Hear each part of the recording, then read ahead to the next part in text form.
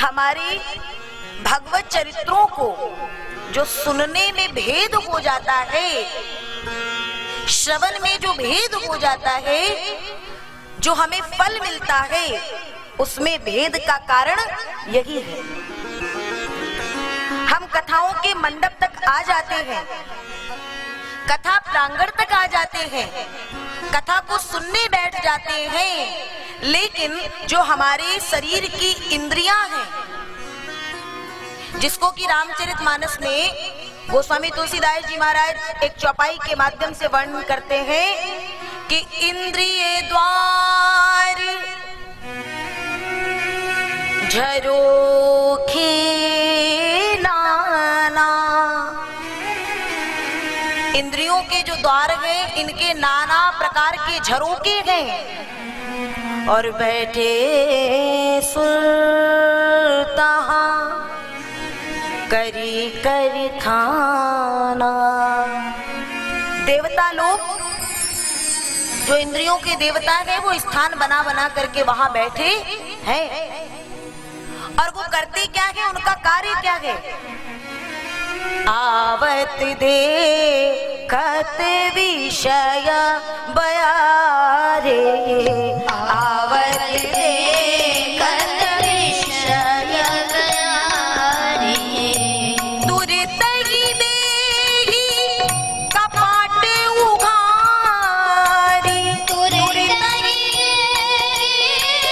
कपाट उघारी, आवत देखत विषय बयारी, आवत देखत विषय बयारी। विषयों की हवा आते हुए ही ये इंद्रियों के देवता जैसे ही देखते तो छटपटाते हुए ये तुरंत इंद्रियों के द्वार को, कपाट को खोल देते हैं, और जैसे ही वो कपाट खुलते हैं तो मनुष्य का मन मस्तिष्क तुरंत दिग्भ्रमित हो जाता है, और जो कथा सुनने के लिए बैठा था उसका शरीर तो कथा में होता है, ये देह तो कथा प्रांगण में होती है, लेकिन भीतर के ये जितने हमारे बैरी हैं, जितने हमारे शत्रु हैं, ये ऐसा भटकाते हैं कि मनुष्य का अंतर हृदय कथा में होता नहीं है। अब कैसे नहीं होता है, बहुत ध्यान से सुनिएगा। भगवान कृष्ण गीता में अर्जुन को यही बताते हैं, काम ऐश क्रोध ऐश रजोगुण समुद्भवः।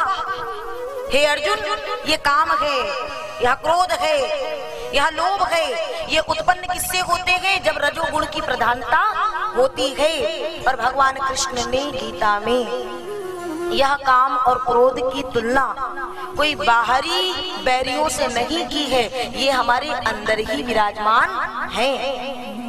हमारी किसी से दुश्मनी हो जाए, किसी से शत्रुता हो जाए, तो हम देखते हैं उसके हर एक क्रियाकलाप को, हर एक कार्य प्रणाली को, और हमें इशारा जैसे जैसे मिलता है वैसे ही हम उस दुश्मन से, उस बैरी से बदला लेने का विचार करते रहते हैं। लेकिन जो बाहर की बैरी है, बहुत ध्यान से आज की कथा को सुनिएगा, अभी बहुत मन इधर उधर भटकेगा, कुछ आगे बैठेंगे, पीछे देखेंगे, अगल बगल देखेंगे, यही मन को यहाँ स्थिर करना ही बहुत बड़ी बात है।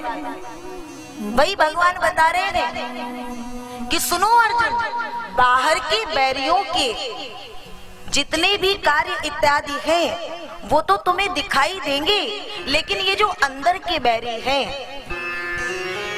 ये जो अंदर के कौरव हैं, काम क्रोध लोभ मोह मत्सर ईर्ष्या अहंकार, अगर इनकी संख्या गिनी जाए तो 100 से पार हो जाएगी।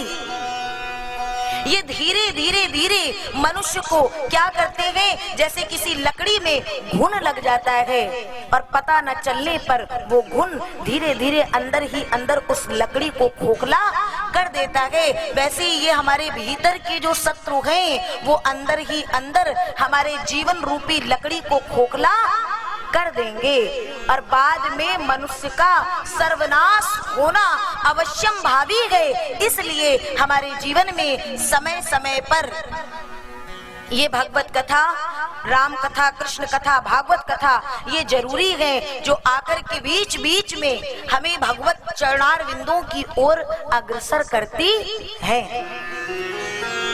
और अग्रसर भी कैसे होंगे कि जीवन में व्यवधान तो बहुत है प्यारे, बाधाएं तो बहुत है। जैसे एक बार एक व्यक्ति समुद्र में गया है, समुद्र के किनारे पर पहुंचा है, गोता लगाने का प्रयास कर रहा है, लेकिन घंटों बीत गए वो किनारे पर बैठा है। कोई एक सज्जन वहां पहुंचा, इतनी देर से यहाँ क्यों बैठे हो? बोले थोड़ा सा मन कर रहा है समुद्र में गोता लगा लूं। तो बोले तुम्हें देखते देखते मुझे 3-4 घंटे हो गए, अभी तक उठ नहीं पाए तुम, गए नहीं पास? बोले इसलिए क्योंकि मुझे डर लग रहा है। किस बात का डर लग रहा है? बोले भय इस बात का लग रहा है क्योंकि समुद्र में उस समय बहुत ऊंची ऊंची लहरें आ रही थी और उन लहरों को देख देख करके उस व्यक्ति को डर लग रहा है। सज्जन ने कहा इन लहरों से भयभीत होगी तो जीवन निकल जाएगा और एक भी गोता तुम समुद्र में नहीं लगा पाओगे। वैसे ही ये लहरें तो आती रहेंगी, हमारे भी जीवन रूपी समुद्र में व्यवधान, विघ्नों की, अव्यवस्थाओं की लहरें आती रहेंगी, लेकिन उन लहरों को दरकिनार करके जो आगे निकलता है वही इस भगवत कथा की ओर आ पाता है। जैसे कि पिछली बार कथा कब हुई थी? 2016 में, और अब जाकर के कब हो रही है? 2021 में।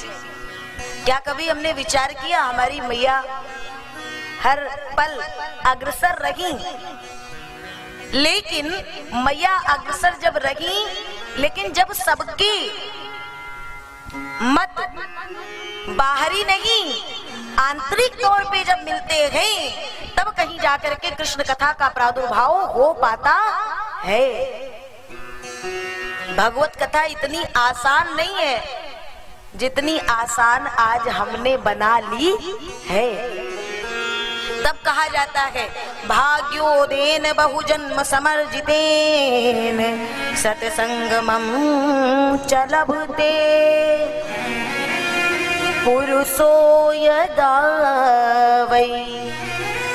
जब जन्म जन्मांतर के पुण्यों का कहीं जाकर के उदय होता है तब ये कथा कहने को और कहीं सुनने को मिलती है।